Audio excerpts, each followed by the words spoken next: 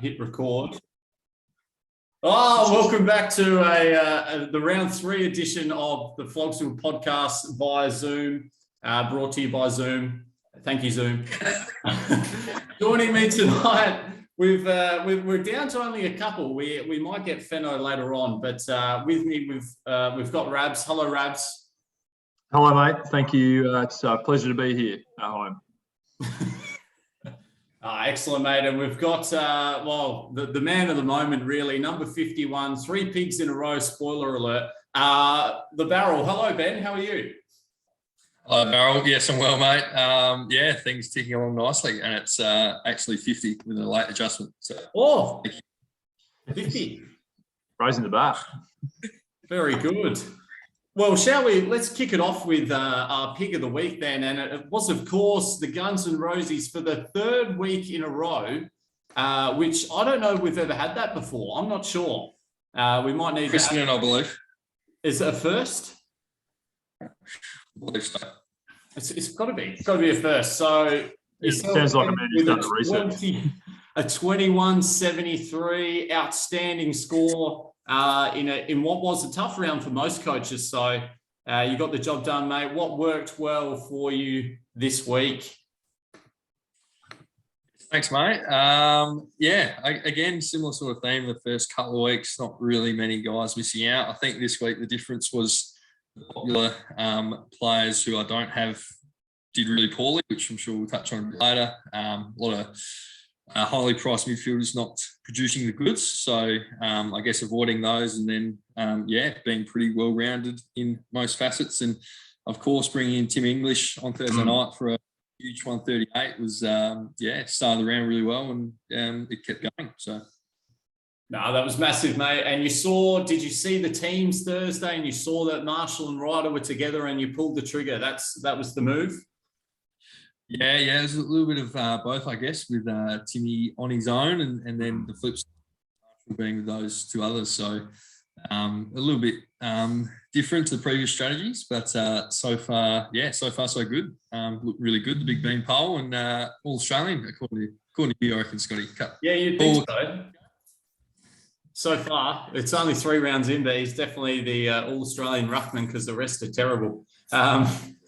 But moving on, of course, we go from such a great score to a Spud of the Week. Now, with Spud of the Week, it unfortunately goes to the midfielders, boys, with an 18-26. Not a great score. Just for some fun facts, I've Googled what happened in 1826. So the first photograph, I believe is how you pronounce that, was taken in 1826. Thomas Jefferson passed away in 1826, of course. He was the 3rd president of the United States, the author of the Declaration of Independence, that sort of stuff. So big moments in the 1826. I don't know how that went, boys, but I like it. Hello, Tom. Welcome. Thank you. We're just recapping the year 1826 because that's what Mid scored this week, and I did a little bit of research. Yeah. Some sort of scurvy? Yeah, a bit of scurvy, maybe a bit of shingles, who knows. So, not good for Mids, boys. What's happening with his team? Can we get a little update? What's going wrong? Well, I think Fenno arriving then is pretty well timed, given that you can see Jack Scrimshaw just pulling out an 8. No. Probably not quite getting it done.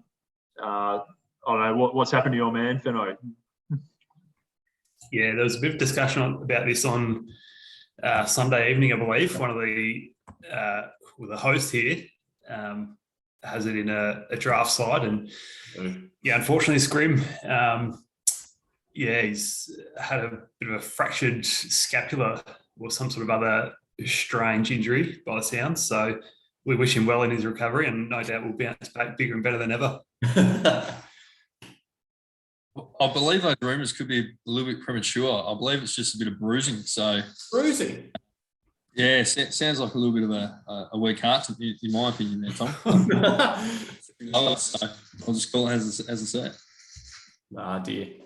Oh, well, boys, that's unfortunate for Mids. 0-3 also, so not a great start for him. Sorry, Quickly.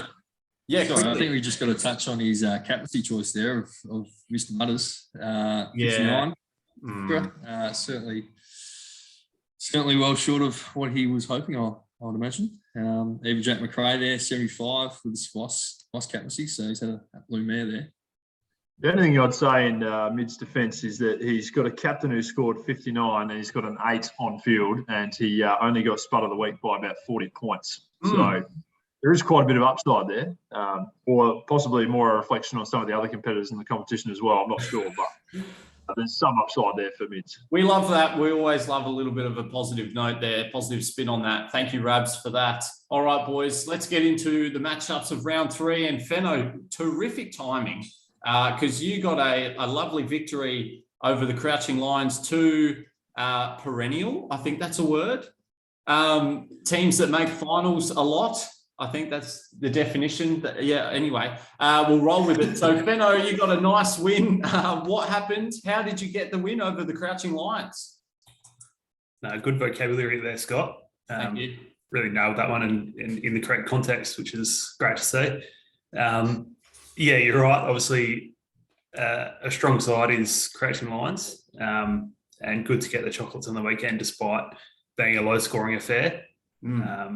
Yeah, it's not a very pretty scoreline, but sometimes you've got to win those games. I feel like I said that last week as well, so I'm just stringing a couple together at the moment.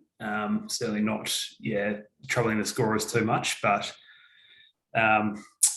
it was quite tight. Obviously had some issues, both of us, with our last defender rookie, both with Skinner and DeConing there, both going in the 30s. So it's decided elsewhere, and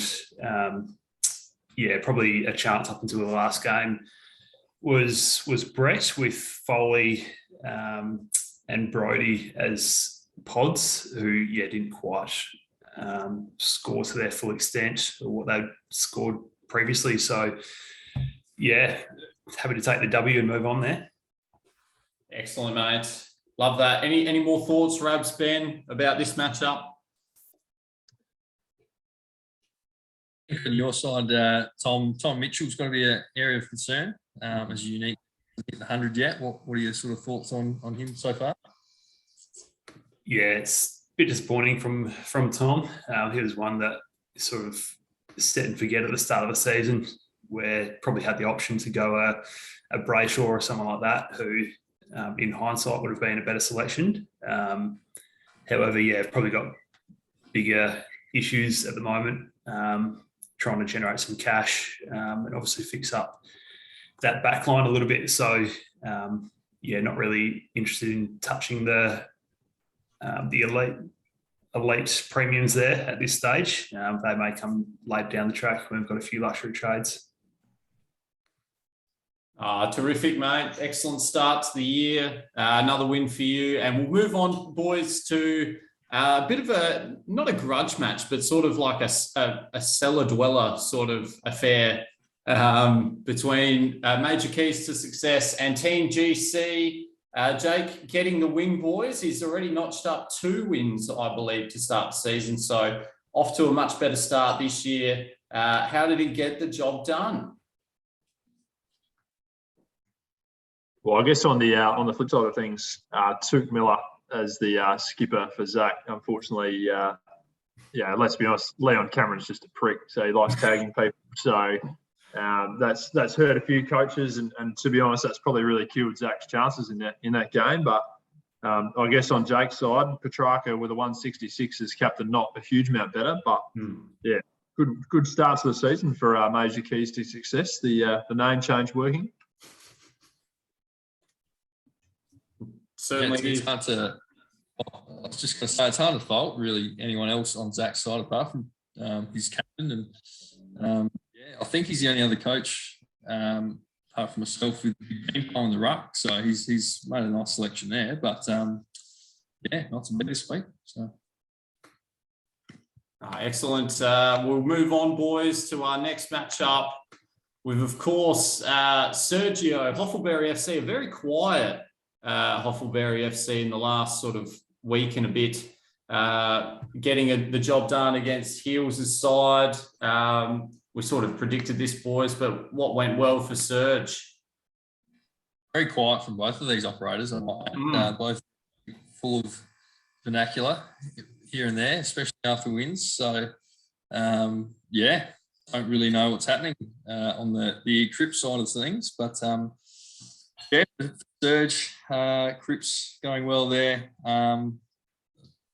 Really not too many others doing that well for him. So, a little bit surprising he's got the win there quite comfortably. But I guess on his side, I'm sure someone else will touch on it, but a few lesser likes and even a DMP in the back line, which is quite confusing at round 3. So sticks out. Yeah, it looks like he might have just been loopholing the 32 from DeConing there. Liked what he saw. Yeah, look, it's hard to say, but you know, lose by 100, 32 is probably not a heap of a lot, but yeah, a little bit off the rails. Heels this looks, so hopefully he turns the corner, but looking at his side, I don't like his chances at this stage. So. All right, boys. You go, Rabs. Just highlighting some great irony in that the team that's known totally Crips of the Heart was demolished by Paddy Crips. I think can't be overstated as well. Just quietly. No, good finish there. Absolutely right. All right, Ben, we'll move on to your matchup. A huge victory, really, against Peter G. Unfortunately, King Kunta couldn't get it done. A few guys in his team. Another one that Captain Petrarca, Rochelle on field, unfortunately didn't deliver what he's been dishing up. And a Josh Kelly, I've got a coach next to me who's not too happy with Josh Kelly's output at the moment. So that's a bit of a concern for Pete. And then Ben, on your side, just pick of the week, obviously, all systems go. Just a little bit more out of Jack Steele, probably. He's the one, isn't he, that he can just go to that next level? Yeah, that would be nice. He didn't score for the first 20 minutes of the game, which didn't help, obviously. But for Pete's side, that D4 to 6 is a real concern. I can't see any of those guys scoring above 50 most weeks. So, that would be the big area of concern for him. And, yeah, as you're saying, 2 blokes for him going over the 100 mark and 1 skipper. So, 1. So. Very good. We'll move on to myself and Rab's matchup. Rab's a little bit unlucky here with Leon Cameron doing Leon Cameron things, captaining Took Miller and Jack McRae not touching the pill in the last quarter really hurt Rabs' chances. And then I got a nice captain return out of Cripper. But apart from that, it was fairly equal. You know, Riley O'Brien scored really well. Treloar does Treloar things, and Lockie Neal looked like he could dish up a 40 or a 50 there for a little while, but junked up in the last quarter. So, a little bit unlucky on Rab's side, but nice to get a win. Rabs. Sorry. I was just going to say Adam Chera as the new inclusion there, Scotty, for the franchise player who was out injured. How did you see his first up performance for the boys? Look, it was it's a tough one. I was line ball all week to go Chera or Tom Green, and I thought I might. I don't know. I just thought Tom Green isn't sustainable, but probably should have. Having watched him closely, he just looks a different level at the moment. So probably should have trusted my eye rather than Chera coming back from COVID was always going to be tricky. I think he'll be fine, though. I think he'll be fine with Cripper and Walsh getting all that attention. So hopefully he can average sort of 100 and then we can flick him on at the buys. But, disappointing to miss out on Tom Green when, that was a bit of a 50-50 call. Just didn't really want to talk about this matchup too much from my perspective too much, Scotty. Obviously disappointing with Took Miller. Yeah. I just wanted to take a step back, if that's possible, to the previous matchup. I was just going to add one thing. Yeah, cool. That's that last week there was some conversation around Peter G, King Kunta, possibly acquiring a Queen Kunta Yes. as the VC or assistant coach. Sorry, not VC. There's been some TMZ reporters just sort of floating around the Port Nulunga South sort of region last Sunday. Some possible rumours of a assistant coach for the Guns and Roses. Now, just looking to see if there's any direct correlation between that.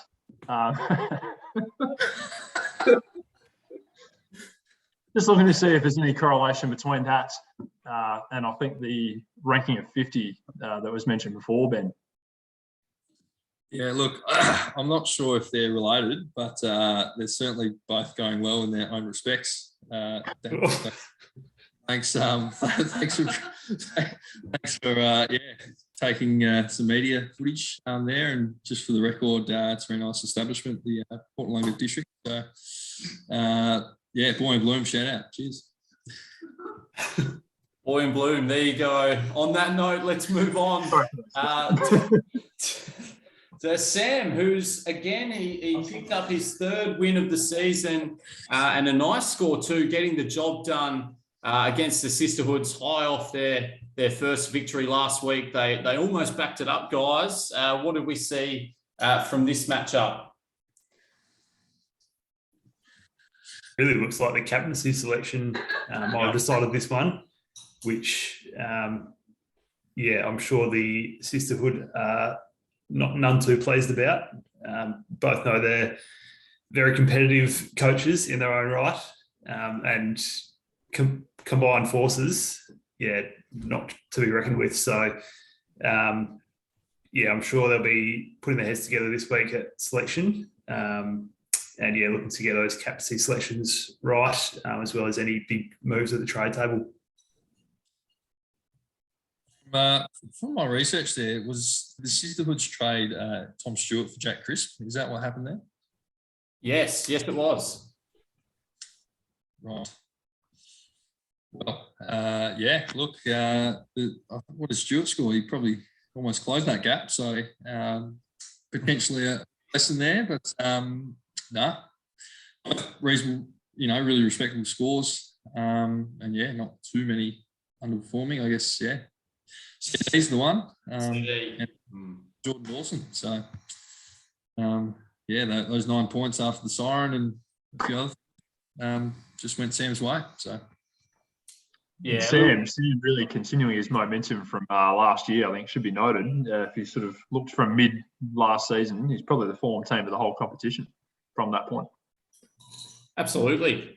He's been super impressive. And we'll move on, guys, to Liam, who also had a very nice score.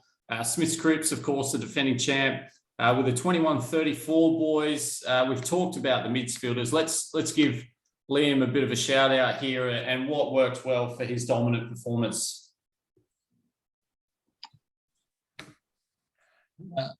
I guess, from Millsy's point of view, being with him on Friday night, very, very up and about to start the weekend with obviously the result there. But on his actual fantasy side, obviously nailed his skipper there in Cripps. His man Jordan Dawson, he's got a real love affection sitting with him, and every time he comes near it, he gets a little bit excited downstairs, I think, does Liam. So much so, I believe I caught something within the last few days. I'm not sure how he's done that, but we send our great wishes to Millsy and hope he gets better. Yes, here he's got the vid, unfortunately. Could be right. But no, great captaincy choice as well by Liam, and having George Hewitt as a pod there, Tristan X-Airy, as we like to call him, of course, here the X-Man, and Cogs really bouncing back quite nicely. So Liam looks set for another really strong year, and we've talked about mids. So let's move on, boys, to Hugh's team. My God, your Liberatore. With a 20-62, a nice score, getting a big win over the Burtons boys. What went well for Hugh this week? What went well for Hugh?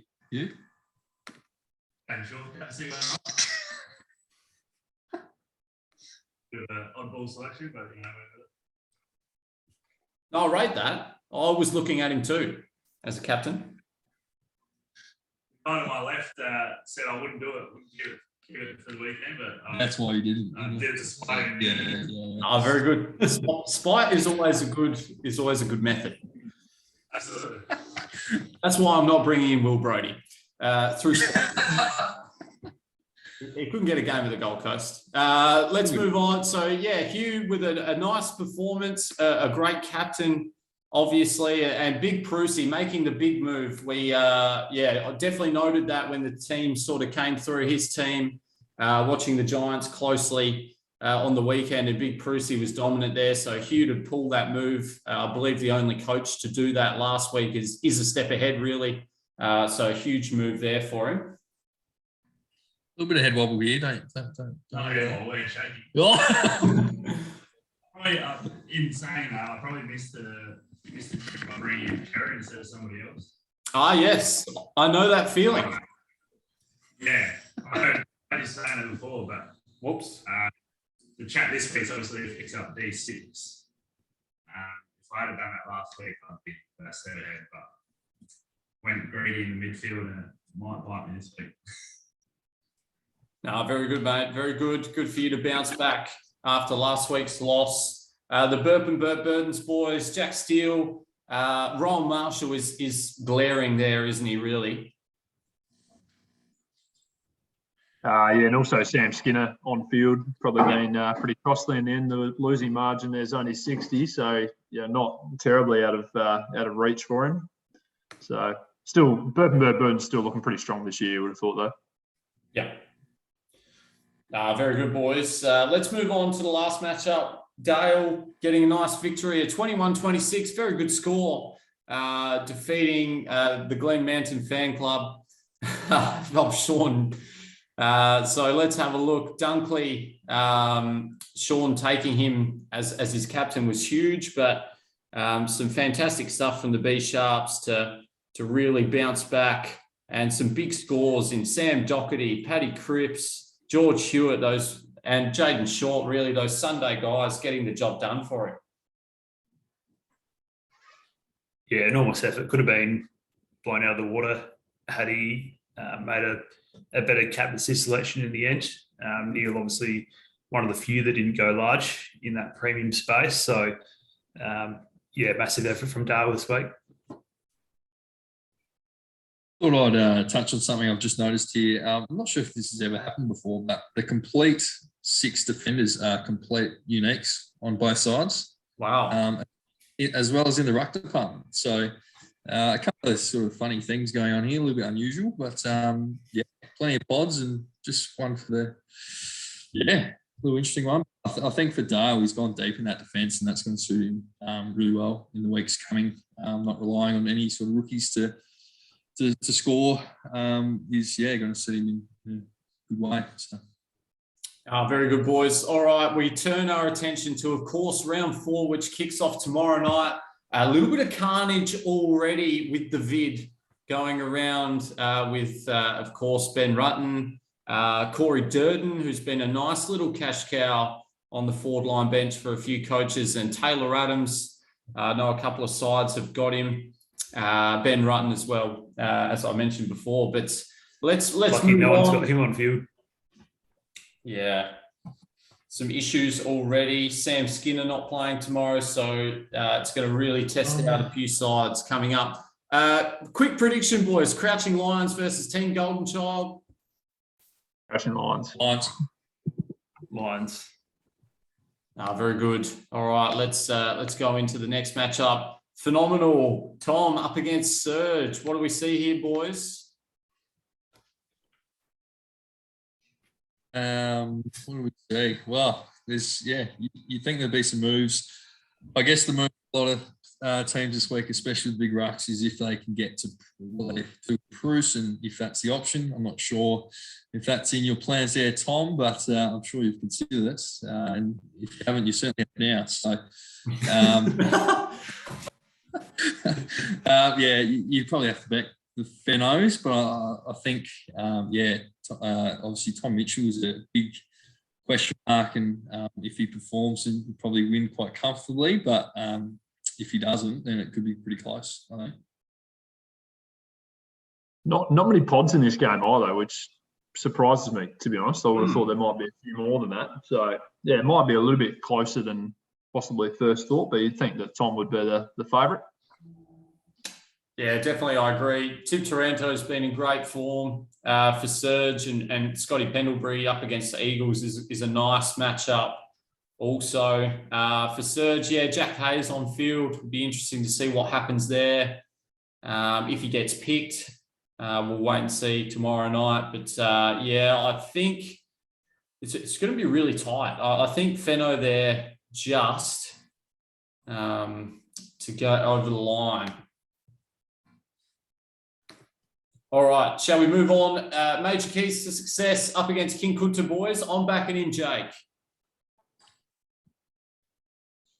I'll back in Jake too, but to see already 2 red dots in his backline and only one game has been named, that's a serious area of concern for him. And looking at his defensive bench, there's guys that should play but probably won't score that much. So that's a real area of concern. In saying that, you'd probably back him in at this stage. Yeah, I think you'd back Jake in, but yeah, definitely echo those concerns about the red dots. When you've only got one game of team selected, that's highly concerning to have 2 players on field with red dots, but I think he should get the win here.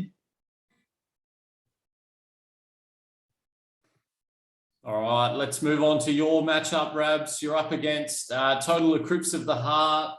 What are we thinking, boys, Rabs, to get a win?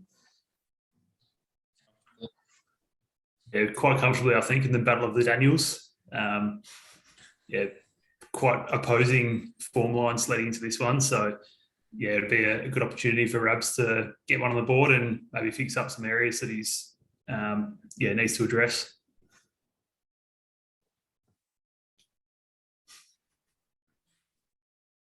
Yes, that's the plan. Sorry. Yeah, hopefully.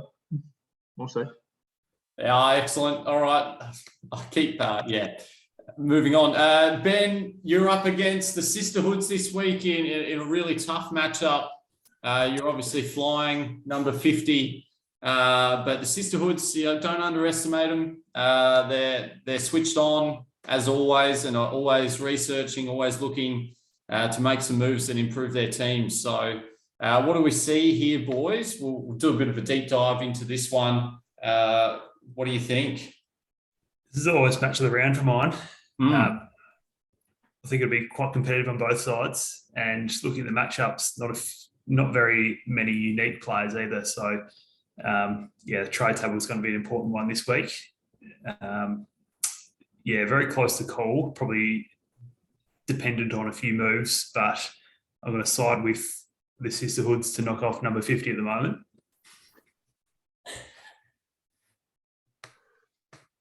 It's wishful thinking, Tom. Oh, wishful thinking. Wishful thinking. The old Leon could do it again with Andy Brayshaw. That would be my only concern for Ben's side. But we'll see what that brings. So it'll be a pretty close matchup, like you said, Tom. I think with not many pods between them. Captaincy choice, as always, will be important. Yeah, absolutely. You mentioned it, that the tag total of Brayshaw looms really large this week when you only have 6 uniques, from what I can tell at the moment. After that, we're going pretty confidently. Big Bang Pole doing his thing, and I'm sure Backer's unique is pretty nice against the Bulldogs, who tend to give up a bit. So, I'll back ourselves in. Thanks, Tom. Oh, very good. All right, we'll move on to my matchup up against the midfielders. Hopefully to go well again and keep improving. That's my goal. Yeah, I think you'll cover him pretty well this week, Scotty. A few uniques, but when Mitch Georgiadis are rolling around for mids, there's some serious questions to be asked. And Scrimshaw's still there. Whether he plays, I'm not sure. We'll have to work out that with Fenno, his partner. The strongest for me. Yeah, likewise. Excellent. Yeah, full approval there. All right, we've got a nice matchup as well. We've got Sam up against the Burton's boys. This is going to be pretty tasty. I like this one a lot. Five pods from what I can see. So Wow. clearly going to be pretty close. A few question marks on both sides with Skinner for Brad. And for Sam, he fielded Hollands last week as a loophole. So it's still a bit of a question mark with that forward line. Probably Nick Martin will slot back in there, you would have thought. So, yeah, looming very tight. This is, if the other one's not match of the round, I think this one is. So, pretty hard to split these two. Yeah, I'm going to side with McRae, who've done it again this week. Just a couple of unique rookies on Brad's side at the moment, or the list that I'm looking at. Rochelle on field hasn't quite been scoring to that same level he did round one. I think, the McRae's are probably in a strong position here leading to this one. Just looking at Brad's team, he also brought in Bruce just on his bench. So maybe he can flick that role Marshall move depending on what St Kilda go with, and sort of Bruce on field and then Marshall to anyone to sort of fix up Sam Skinner potentially. That would be what I'd maybe do. But it should be a real tight affair. I think that's definitely what he's doing now, Scotty.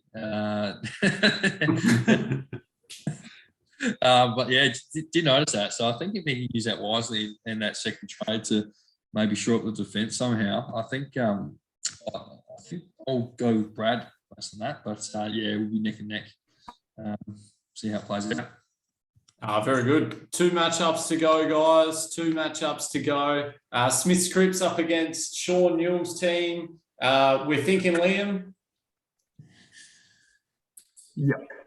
Yes, I am. Excellent. All right. Hughes matchup. We might be able to get a bit of a word on him. The B Sharps have been pretty good. So what do we think? Hugh, what are you thinking this week? Hugh, what are you thinking this week?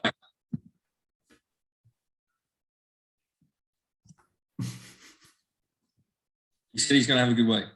Okay.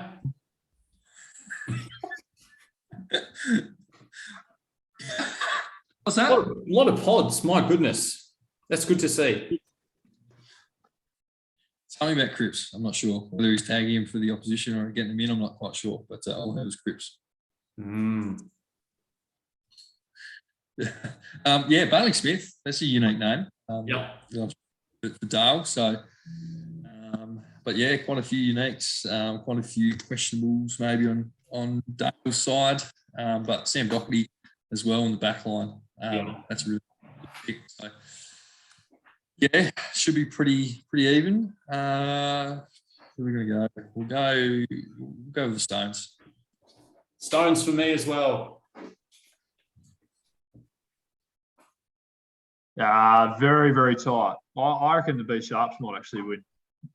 Very dependent on some of those key players, though, for the B Sharps. If a few of those big names go well, then he'll probably get the chocolates. If not, he's in strife. I'll go with Liver as well. Very good, boys. Well, that just about does it. We're in time this week. We've got 5 minutes remaining, which is fantastic. So well done to us. Big pat on the back for yourselves. Well done. Good luck, everyone. I'll put this up on YouTube channel, of course. So please like and subscribe. If I can't speak, it's the end of term. Give me some. Yeah. You just hit the subscribe button below. That's it. Put the notifications bell on. Make sure you get it. Use the code word Bruce for 20% off at manscaped.com. Big Brucey. All right, boys. Good luck. Good luck, everyone. Enjoy. Have a great week. Yeah.